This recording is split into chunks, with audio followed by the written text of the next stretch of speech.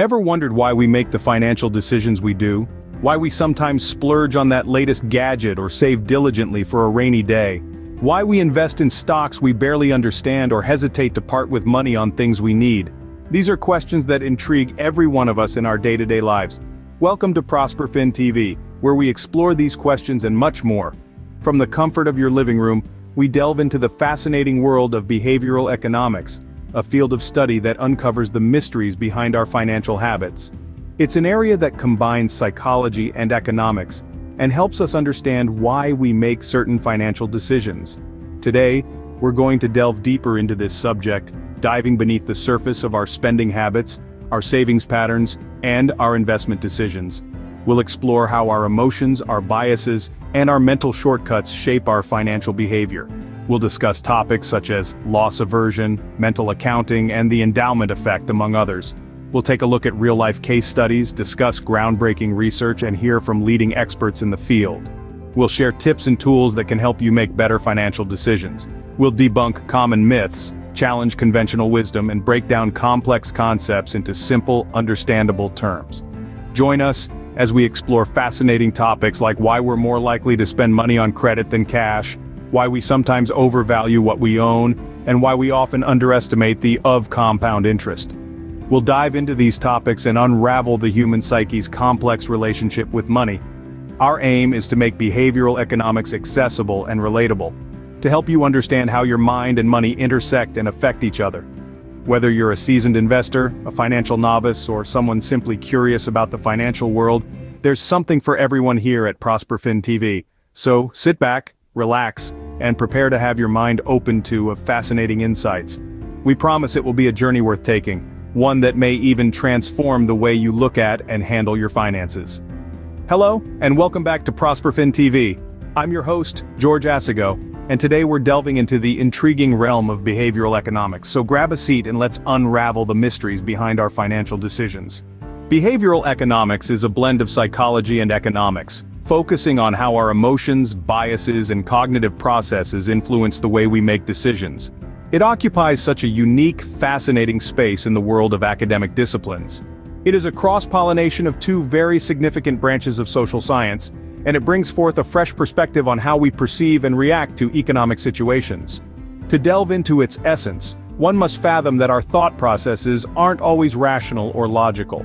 We're driven by a myriad of factors, some of which we may not even be consciously aware of. The most intriguing aspect of behavioral economics is its focus on these non-rational elements. It tries to decode why a certain individual might behave differently in the same economic compared to another, and how these differences in behavior can have considerable implications at a macroeconomic level. One of the most fundamental concepts of behavioral economics is the idea of loss aversion. This is an incredibly powerful principle that governs many of our decisions, often without us even realizing it. Loss aversion is the tendency for people to prefer avoiding losses over acquiring equivalent gains. It's a psychological mechanism that is deeply rooted in our minds, and it manifests itself in various aspects of our lives, especially our financial decisions. In simpler terms, it's the concept that the pain of losing $100 is greater than the joy of gaining $100. This might seem a bit contradictory at first, but if you think about it, it makes innate sense. It's a survival mechanism, a remnant from our hunter-gatherer days when losing food or resources could mean life or death. Today, it translates into our money-related decisions, our investments, and our buying habits. This psychological quirk can significantly impact our financial choices, leading us to play it safe, even when taking risks could potentially lead to greater gains. It's the reason why many of us are hesitant to invest in stocks, despite the potential for high returns. It's the underlying factor in why we choose to save, rather than spend, and why the fear of losing money often overrides the potential joy of making more. Now let's illustrate this with a relatable scenario. Imagine you're at a market eyeing a beautiful handcrafted vase. The vendor tells you it's $50, but just as you're about to buy it, they mention it's the last one in stock. Suddenly, you feel a surge of urgency, a fear of missing out. You start to perceive the situation differently. The potential loss of not owning the vase begins to outweigh the monetary cost of purchasing it. You're willing to pay even more to avoid the regret of not buying it. This is a classic example of how loss aversion plays out in our daily life. That's loss aversion in action. But loss aversion is just the tip of the iceberg in behavioral economics. Another fascinating concept we explore is mental accounting. Mental accounting, a term first coined by Richard Thaler, Nobel Prize-winning economist, is a cognitive phenomenon that has widespread implications in personal and business finance. This concept revolves around the human tendency to categorize and treat money differently based on where it comes from, where it is kept, or how it is spent. In the simplest terms, mental accounting is the subjective framework individuals use to organize, evaluate, and keep track of their financial activities. This might seem like a practical budgeting approach at first glance, but it becomes fascinating when it leads to decisions that are logically inconsistent or economically inefficient. An easy way to understand mental accounting is to think about how people compartmentalize their money into different accounts, based on various factors such as the source of income or the intended use. We all have our own mental ledgers, dividing our money into categories such as savings, bills, groceries, entertainment, travel, and more. Interestingly, this compartmentalization persists even though money is fungible, meaning a dollar is a dollar, regardless of its source or destination. For example, consider how someone might have separate mental accounts for their salary, money generated from a side business, and the cash gifts they receive. They meticulously separate these funds, even though every dollar holds the same value and should theoretically be treated equally. They might be more cautious about spending their hard-earned salary, considering it to be more valuable, while they may freely spend their extra income from the side business or the free money gifted to them.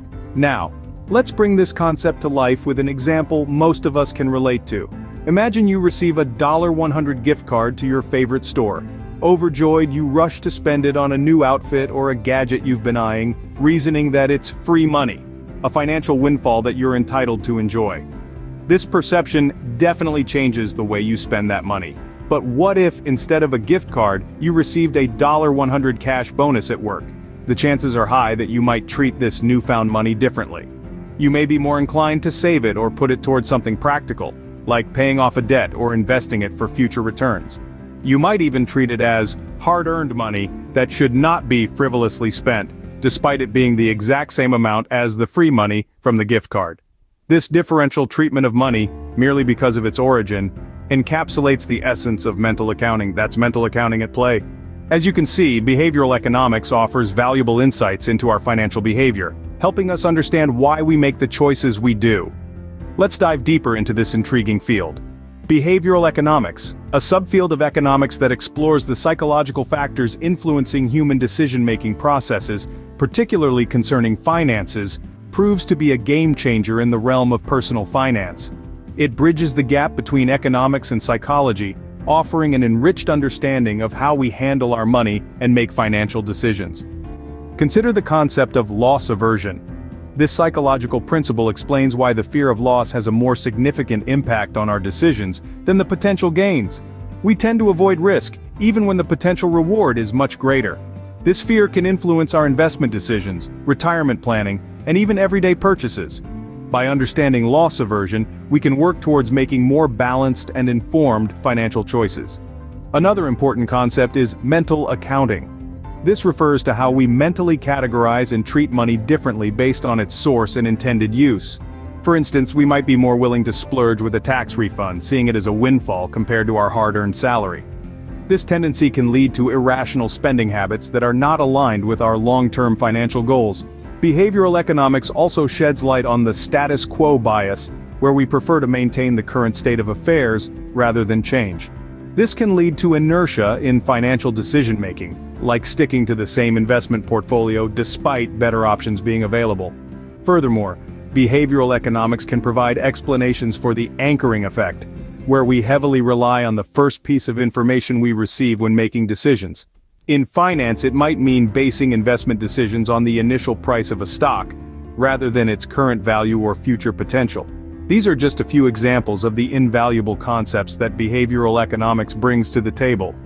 By grasping these principles, we can gain awareness of our financial biases and tendencies, leading to better money management and more informed decision-making. And now let's circle back to our initial point. Behavioral economics is not just about understanding these concepts, but about applying them in real life.